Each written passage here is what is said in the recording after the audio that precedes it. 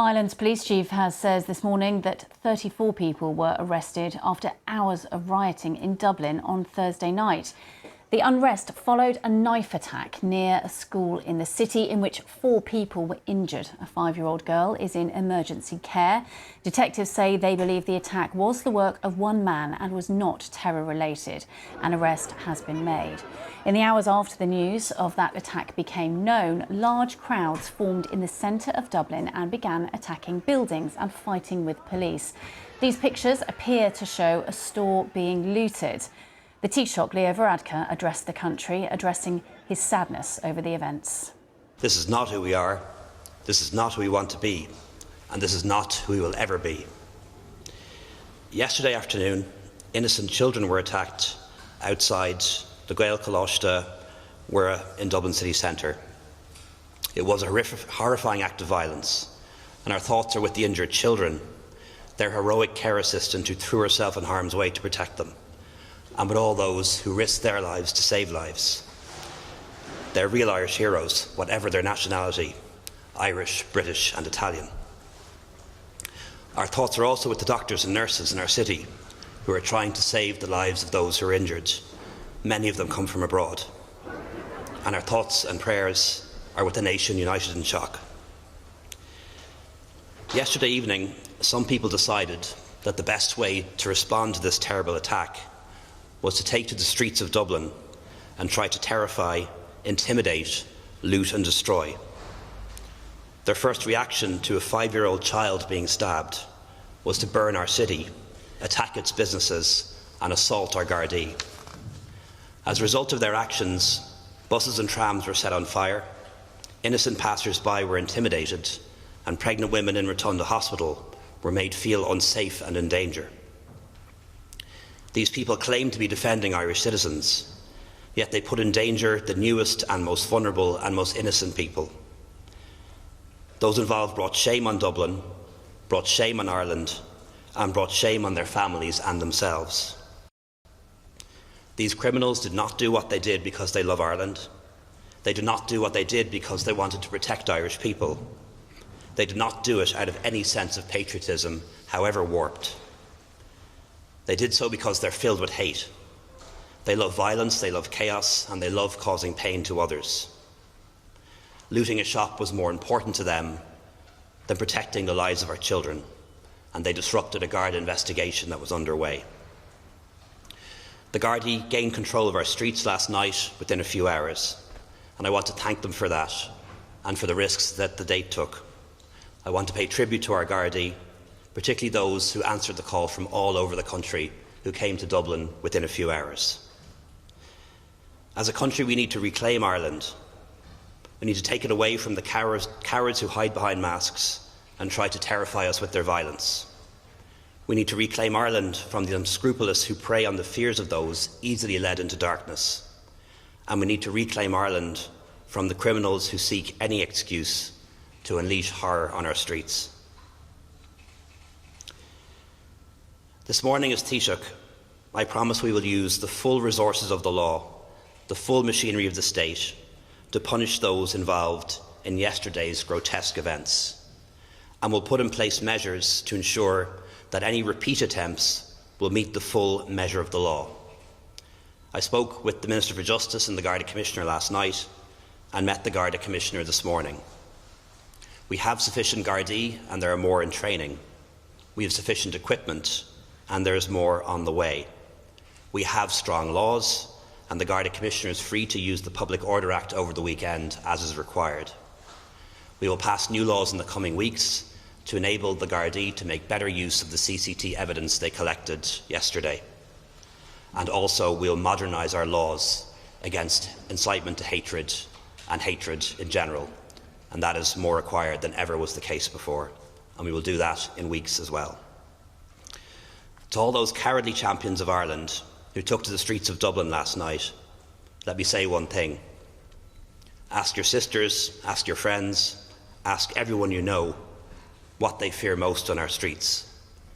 They're afraid of you, afraid of your anger and your rage, afraid of your violence, your hate, and how you blame others for your problems. As a government, we will be relentless in protecting our citizens and defending our people. The Gardaí will be on the streets in large numbers and will do whatever it takes to fight back waves of ignorance and criminality. The Minister for Justice will coordinate with the Commissioner to ensure we never witness such terrible scenes as the 23rd of November 2023 ever again. Being Irish means more than saluting the tricolour, beating your chest and pointing to where you were born. It means living up to the ideals represented by our flag. It means being true to our own history, and it means acting with compassion for others. And today I call on us all to remember who we really are, because we're better than this, and it's time we came together and reminded others who claim to speak for us about what our country really stands for. Thank you.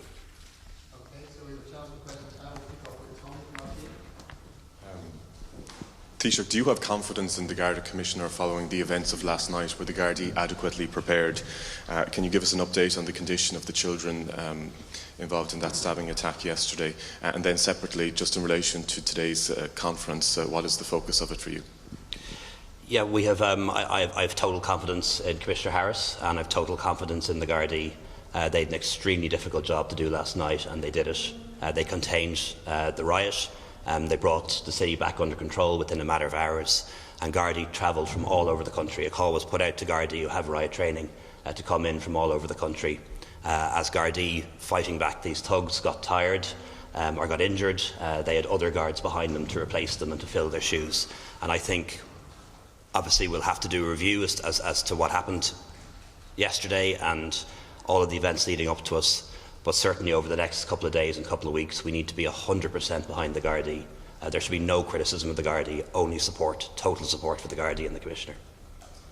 So sorry, just in relation to the injuries, we've some details. As you know, five were injured, 2 in a critical condition still, both the 5-year-old girl who was stabbed in the chest and also the care assistant who shielded who used her body as a shield to prevent other children from being injured.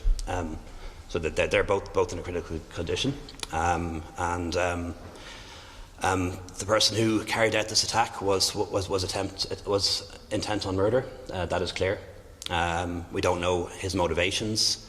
The Gardaí have identified his dwelling, have his computer, have his phone. We'll be able to assess that in the coming days. So I don't want to speculate on motivations at this stage, but absolutely nothing is ruled out in that regard. And really want to thank the people on the street who intervened. It's hard to believe that this could have been worse, but this could have been worse had they not done so. And let's not forget that those who intervened weren't just from Ireland, they were from other countries as well. I suppose just to follow on from that, you said you're having conversations with Garda Commissioner Drew Harris. What did you say to him in those conversations?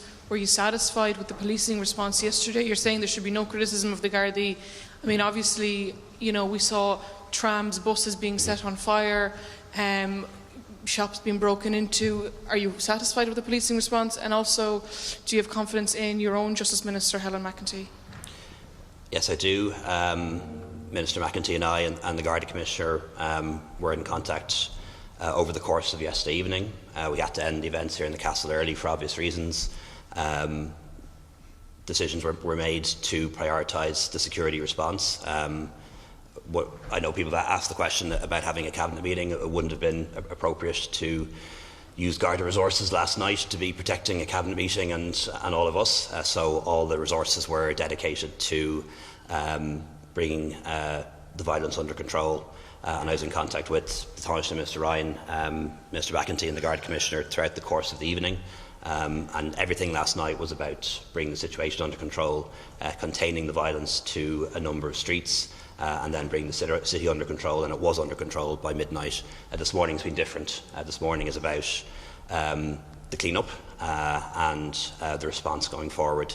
There were over 30 arrests. Many of them will be in court this morning, but obviously more work is going to need to be done over the next couple of days, both in relation to the original attack and then also the follow-on violence that occurred. But what are you saying to Drew Harrison? Are you happy with the policing response? Yeah, look, I am happy with the policing response.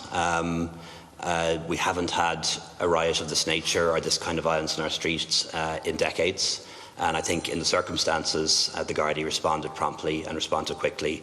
Roughly 500 people, we believe, were involved in these events. Within the space of an hour and a half, there were 400 Gardaí on the streets with riot gear and equipment.